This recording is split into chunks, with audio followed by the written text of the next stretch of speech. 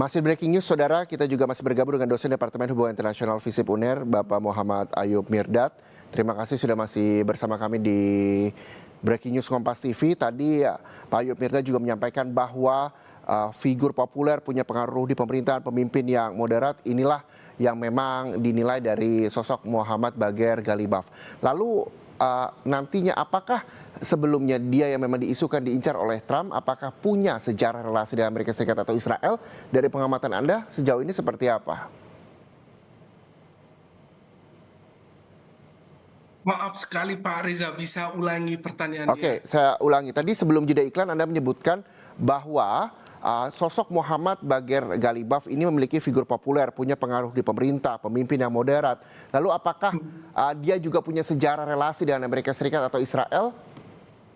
Nah, ini pertanyaan yang cukup sulit menjawab sebenarnya, karena bagaimana bisa membuktikan bahwa dia punya hubungan dekat dengan Israel atau Amerika Serikat, karena Ghalibaf ini dekat dengan Ali Khamenei dan juga dekat dengan IRGC.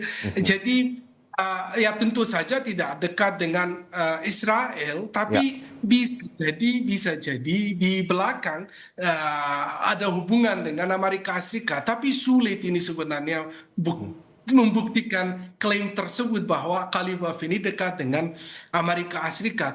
Karena ketika situasi perang terjadi di sebuah negara, munculnya begitu kelompok-kelompok sendiri dan mereka ingin menjadi pemimpin negara, dan bisa jadi demi kepentingannya sendiri buka jalur untuk mendekati dengan negara-negara tersebut, khususnya dalam hal ini dengan Iran. Tapi hal itu juga sangat-sangat potensinya sangat-sangat kecil bahwa Ghalibaf ini dekat dengan Israel maupun dengan Amerika Serikat. Oke, jadi potensinya kecil menurut Anda begitu ya. Lalu kalau misalnya kita melihat orang-orang Iran yang juga mencintai pemimpin-pemimpin sebelumnya, lalu apakah memang orang Iran ini tipikal orang yang loyal terhadap pemimpin atau seperti apa dari pandangan Anda?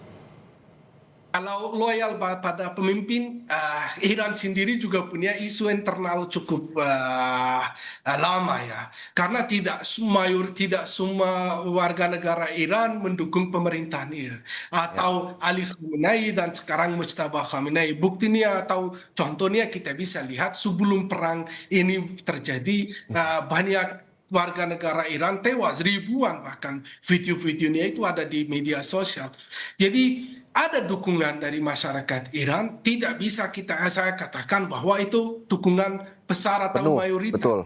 ya, atau penuh atau absolut. Semua masyarakat Iran mendukung pemerintah Mujtaba Khamenei atau Pezeshkian. Tapi ya tentu saja ada juga yang mendukung, dari 90 juta orang ya.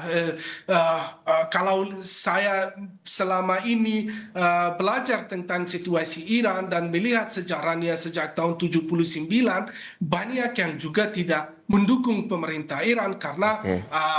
karena isu hak asasi manusia, isu hak asasi perempuan, isu minoritas, banyak isu-isu yang ada di sana. Itu yang membuat banyak masyarakat di sana tidak mendukung pemerintah, termasuk krisis ekonomi dan juga ketidakstabilan politik saat ini. Oke, baik. Terima kasih. Bahwa pada intinya adalah ketika memang ada isu soal Trump yang tengah mengincar sosok Muhammad Bagher Ghalibaf ini, jadi menurut Anda adalah ini merupakan adalah perang narasi ya, di mana Amerika Serikat juga menciptakan narasi palsu begitu soal itu, dan ditanya soal kedekatan bahwa sulit untuk menyebut ada kedekatan antara Ghalibaf dengan Israel maupun Amerika Serikat. Terima kasih atas waktunya bersama Breaking News Kompas TV, dosen Departemen Hubungan Internasional FISIP UNER, Pak Muhammad Ayub Mirdad. Sekali lagi terima kasih dan sehat selalu Bapak. Terima kasih, sehat selalu juga. Trump punya kepentingan domestik, dia butuh kemenangan domestik diplomatik yang bisa dijual ke publik Amerika Serikat. Karena mulai ada tekanan dari dalam Amerika Serikat terhadap pemerintahannya Trump. Jadi dia cari bagaimana secara diplomatik bisa menang, dan masyarakat Amerika Serikat bisa calm down dan tidak ada protes terhadap pemerintahnya. Oke. Karena akhir-akhir ini ada impeachment ya terhadap Trump, tapi Jadi belum ada. ya, jadi artinya bahwa soal Trump yang diisukan tengah mengincar sosok Muhammad Bagher Ghalibaf ini menurut Anda adalah Amerika Serikat ini menciptakan narasi palsu. Memang efeknya seperti apa ketika memang Amerika Serikat ini menciptakan narasi palsu? Seperti statement Anda tadi. Nah, efeknya ini bisa juga secara internal di Iran ya, buka membuat lemah pemerintah Iran atau dalam kepemimpinan Mustafa Khamenei ini supaya munculnya aktor baru seperti Oke. ada Alibaba, itu bisa jadi ada kemungkinan besar dari dalam, karena kalau kita lihat pertama ketika perang ini mulai, Amerika Serikat menargetkan membunuh atau setiap pemimpin Iran, pemimpin tertinggi termasuk Ali Larijani dan begitu aktor-aktor atau figur-figur tertingginya termasuk Menteri Pertahanan dan Menteri Intelijennya juga. Jadi bisa jadi ini ada munculnya atau melemahkan kepemimpinan di Iran untuk munculnya pemimpin baru. Karena ini sebenarnya juga seperti tadi saya bilang, perang narasi ini juga perang psikologi.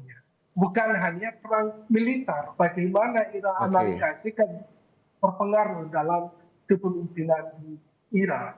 Oke, tujuan Amerika Serikat dengan peran narasi dan menciptakan narasi palsu seperti Anda sampaikan adalah memang melemahkan kepemimpinan Iran begitu ya. Tapi kalau misalnya melihat sosok dan pandangan Anda, bagaimana sebenarnya sosok Muhammad Bagher Ghalibaf ini?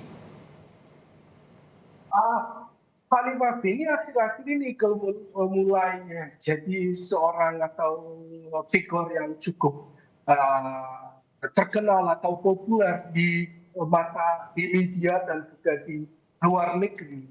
Kalau sebelumnya karena adanya banyak pemimpin-pemimpin atau figur-figur yang cukup berpengaruh dalam politik Iran, Khalifah tidak terlalu terlibat sebenarnya.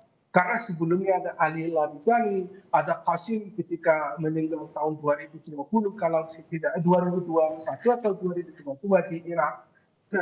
Dan begitu pemimpin Iran sudah satu persatu sudah hilang dan tewas, akhirnya ada Ghalibaf yang ini lumayan punya pengaruh dan punya peran di pemerintah karena dia juga juru bicara parlemen, Speaker of Parliament. Jadi dia sekarang salah satu pemimpin yang cukup moderat dibandingkan dengan yang lainnya, dan itu bisa juga jadi salah satu aktor atau figur yang lebih dipercaya oleh Amerika Serikat untuk menggantikan Mujtaba Khamenei. Tapi ini secara narasi, tapi secara praktik cukup sulit ya, karena Amerika Iran ini sudah ada sejak tahun 79 institusionalisasi kepemimpinan di sana itu sudah ada, dan Mujtaba Khamenei ini bukan tiba-tiba dia jadi pemimpin atau supreme leadernya Iran. Bahkan sebelum Ibrahim Raisi, presiden Iran sebelum presiden ketika dia tewas dalam jatuh pesawat, sudah ada banyak rumor bahwa Mujtaba Khamenei akan menjadi pemimpin tertinggi Iran. Artinya dia sudah dia sudah punya posisi di dalam circle tersebut. Jadi dia walaupun tidak terlalu terkenal, tidak pernah sering muncul seperti ayahnya, tapi dia ada dukungan dari IRGC yang the main decision maker di Iran. Dan juga dicintai warga Iran begitu ya? Betul. Ya. Oke, kita juga akan masih lanjutkan perbincangan ini terkait dengan Trump incar calon pemimpin Iran gantikan Mujtaba. Usai jeda masih dengan dosen